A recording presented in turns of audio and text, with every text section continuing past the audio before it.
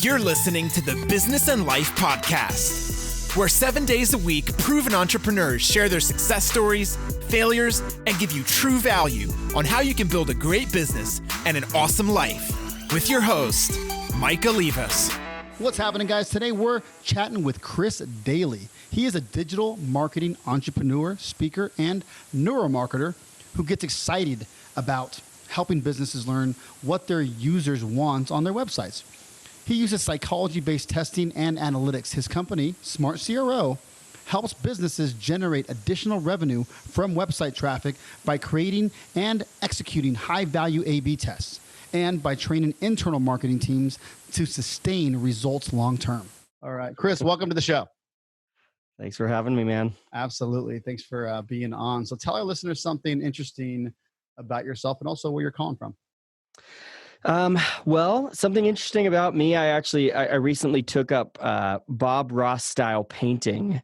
My wife bought me for Father's Day a Bob Ross paint kit because I've always been a Bob Ross fan, and I thought, what the heck, I'll pick it up, and it turns out I can paint. I never knew that before. Really? So yeah, that's been a fun hobby I picked up, and I'm out in Utah, so I paint a lot of mountains because we got beautiful mountain ranges out here, and yeah, it's been fun. Very cool. Chris the painter. Okay, so what is tell us a little bit about your company, what it does, kind of what value it brings to businesses. Yep. So my company's called Smart CRO, and we do conversion rate optimization. So the way that I describe what I do is I help businesses make their websites more profitable. So I help test different designs on websites to figure out what does a customer need to see in order to convert, in order to buy something, in order to sign up. What is it that somebody needs to see and experience in order to take that action? How often do you feel that changes with clientele? Is it because, let's say, for example, someone has a niche of 19 to 30 years old, right? Or whatever it might be. Does that change on a regular basis? Is someone constantly optimizing the UI, UX of the site? It is an ongoing process, mostly because consumer behavior changes on a fairly regular basis. So, sure. Big stores like Walmart and Target, they're constantly testing their store layouts to figure out where should we put the chips and where should we put the gum and where should we put the soda and all that stuff, because consumer behavior changes with changing interests. Depending on the time of year, depending if you're a B2B company. The time of year makes a big difference. If people are in their budget planning stages, they may be more or less likely to sign up with you than if they are in, peak or busy seasons. And same thing with, if you're selling to consumers, the weather can depend on, all kinds of world events that are going on can affect how likely they are to purchase. And so you need to figure out your messaging and your design and all that stuff. You need to be constantly looking so that you can adapt when your customers adapt. Yeah, that's very, you got to be able to pivot and do it quickly. Is there a niche that you generally work with? Meaning, like, is it more lead gen type businesses? So I'm focused on e-commerce. Okay. I see the best results there, mostly because e-commerce, it's like if you can increase conversion rates, you increase revenue. With lead gen, it's a little more complicated. Now, I do work with some lead gen companies, but sometimes increasing conversion rates means lead quality decreases, and so it's just a little bit more tricky, right? It's just you can do it, but I focus mostly on e-commerce companies. That makes sense. You're right, because on the lead gen side, it's very much, there's a lot more just intangibles on the back end, right? That you're not too sure what their sales force is like, what their processes are like. Well, I had a client one time where we doubled conversion rates in like a 2-month period, and it overloaded their sales team process, and so close rates went substantially down. But it wasn't because the lead sucked. It wasn't because their sales team sucked. It was just because they didn't have capacity for that. And so, again, there's all kinds of funny and weird things with the lead gen space. Yeah, and I think that's something good. Even though we'll focus on what you do, but I think it's a good caveat to kind of obviously the really caveats within the same space, which is if you're listening and you think like, I just want all the leads in the world, think about it. Can you handle all the leads in the world? And that's something that's really important. I think can you scale? And I'm sorry, do you have the resources to scale? And meaning the resources, the people and or the systems in place. And if you don't have the systems and the processes in place, then having too much can be an issue where you can grow too fast. And let's say you do close a lot of them. Can you manage all of them. Yep. Right. And that's another issue, right? Like it's very possible to grow too fast. It's a great problem to have, but customers get pissed off and they don't come back when that's the case. Yes. So you may have a great year and a bad second. And I see that happen a lot. I see that happen a lot too. Why do you think a lot of entrepreneurs out there in your entrepreneurship journey here, why do you think a lot of them fail, in your opinion? Oh man, that's a really that's a big question. Yeah. Here's what I have seen in my own entrepreneurial journey. When you start out with a business, there's this magical combination of fear and excitement and passion that's driving you. And sometimes as you start to gain a little bit of success, this has been my case anyways, as you start to gain a little bit of success, the fear goes down, right? Because you feel like, okay, I'm figuring things out. I'm not, the fear goes down. The excitement may maintain, but it, will typically decrease a little bit over time. And when you lose some of those magical recipes, I think that the fear is actually, if you can harness that, is a powerful emotion for entrepreneurs. The fear of, and not that you want to be driven by fear, but what fear leads you to is working hard, right? Like working hard, thinking about innovative ways to solve complex problems. And when some of that fear disappears, sometimes the innovation and the ideas can stop as well, because you don't think you have as much to figure out. And so that's been, for me, my biggest, on the emotional side of things, it seems to be my emotions directly correlate with my success.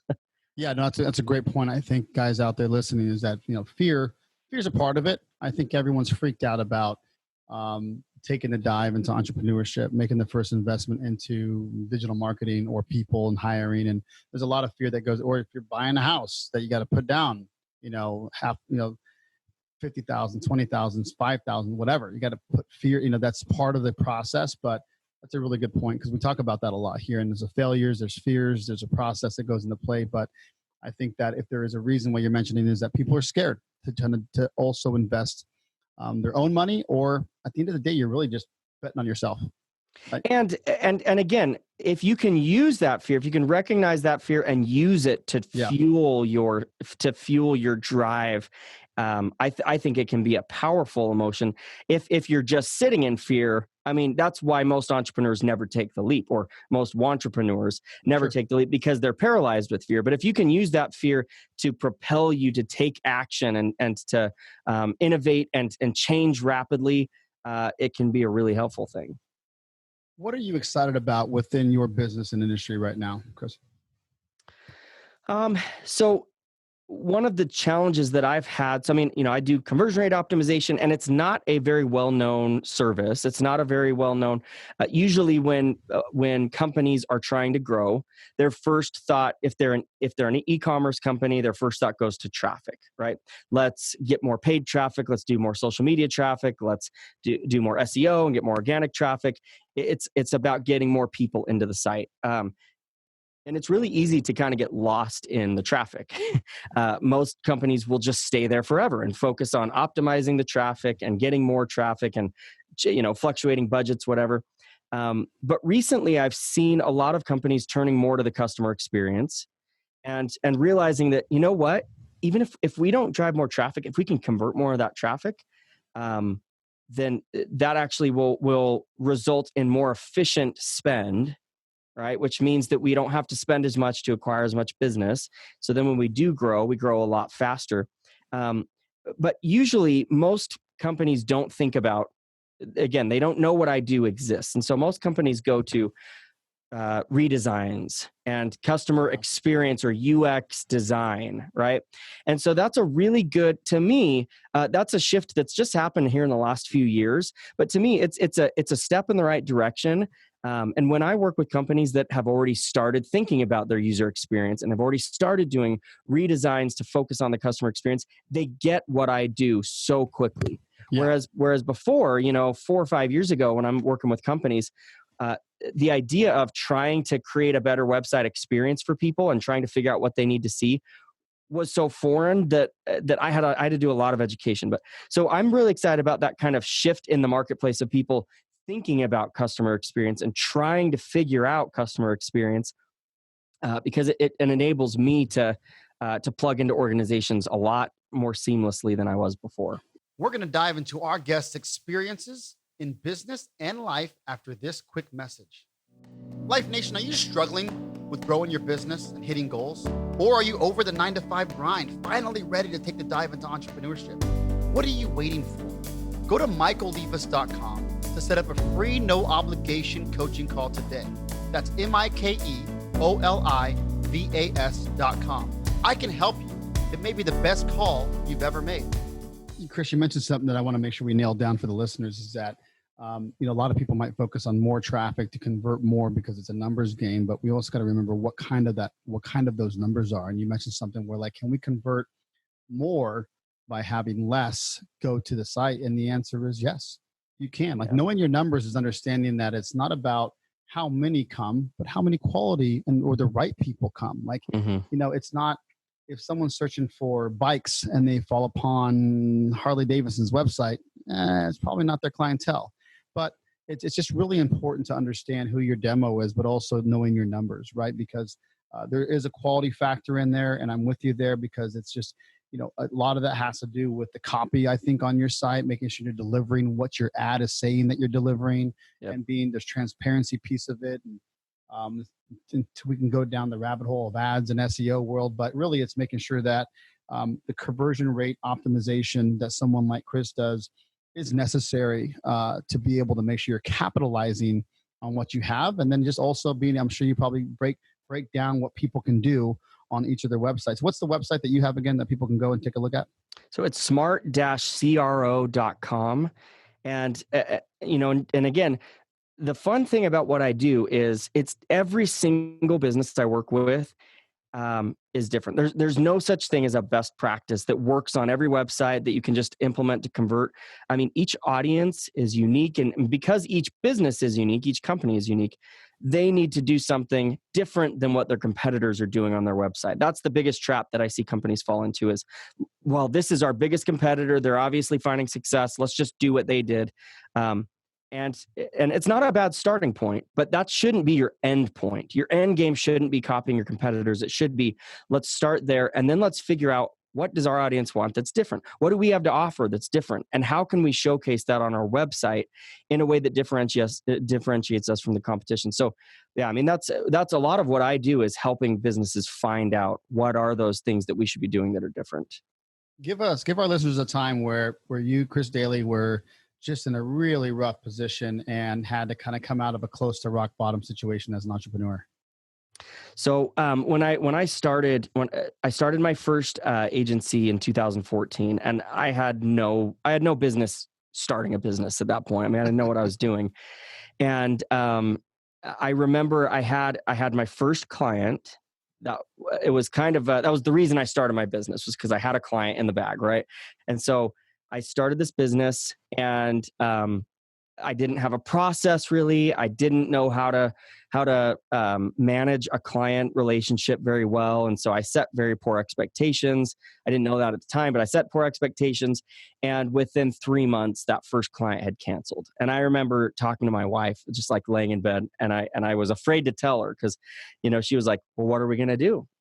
Yeah. And I was like, "I don't know. I hope that And up until that point, I had just been focused so much on that one client. I hadn't been building a pipeline.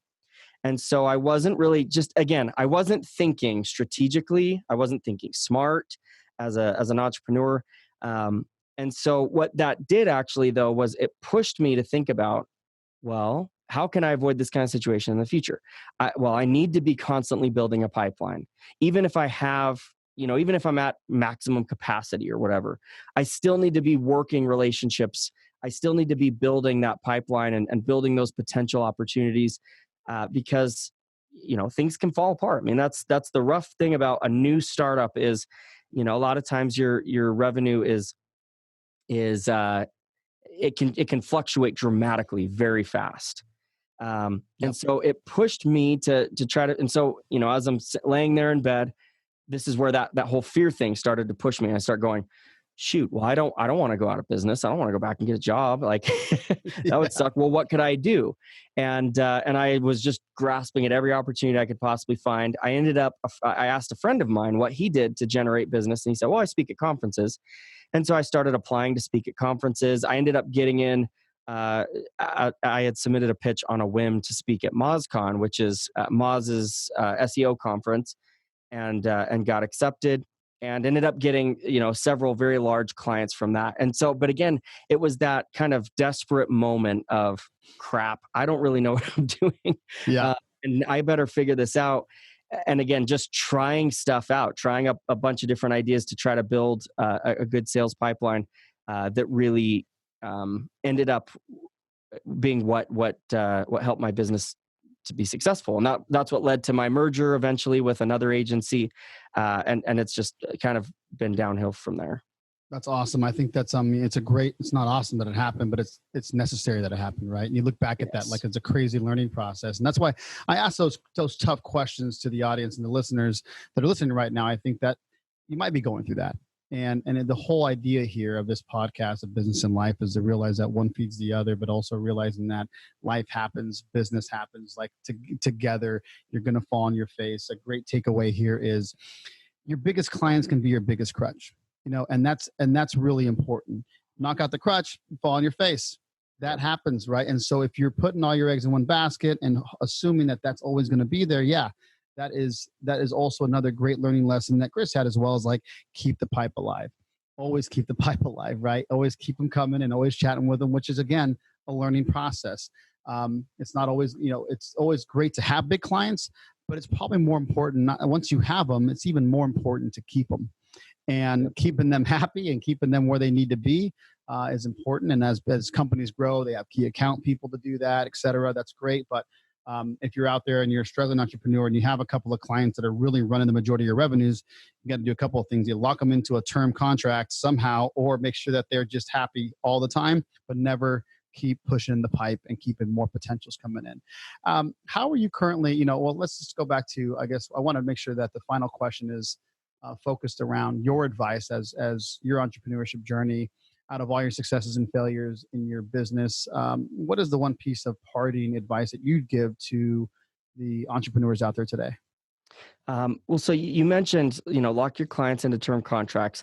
When I first started, actually for the first year and a half I was in business, I did not do that. And the biggest reason I didn't, two reasons. Number one, I didn't know how to do that. And second of all, I didn't believe that businesses would sign a contract like that. And so again, this is where fear actually paralyzed me from doing something that would have been good for my business. Yeah.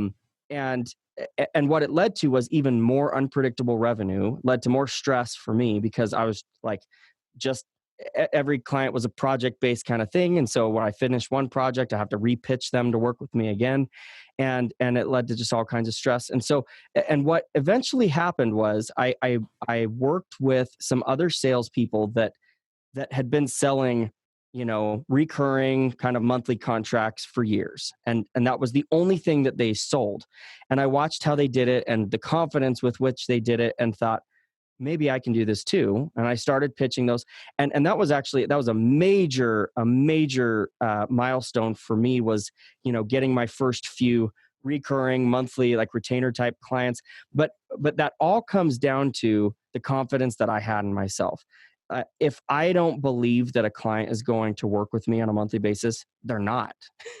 Because, I'm going to go in, even if I try to pitch them on a recurring monthly contract, I'm going to do it in a really, in a way that gives them a lot of outs. In other words, we could work together on a monthly basis. I have these monthly contracts, and if you don't like that, we could figure something else out, and it just creates this lack of trust from the client. So again, no matter what you're doing, whether you're a service-based business, whether you are a product-based business, so much of what you do, whether you are trying to recruit new employees, whether you're trying to pitch clients, whether you are just trying to define your processes, believe in yourself. If you have confidence that that what you're doing, that the direction you're heading is a good direction, and that you can do it, like that you can, recruit awesome, intelligent employees,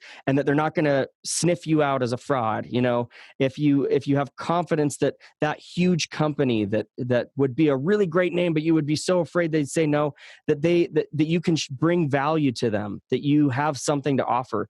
If you have that confidence, then again, no one can tear you down. But if you don't believe in yourself, man, like there's no client in the world that can give you enough success to give you that confidence.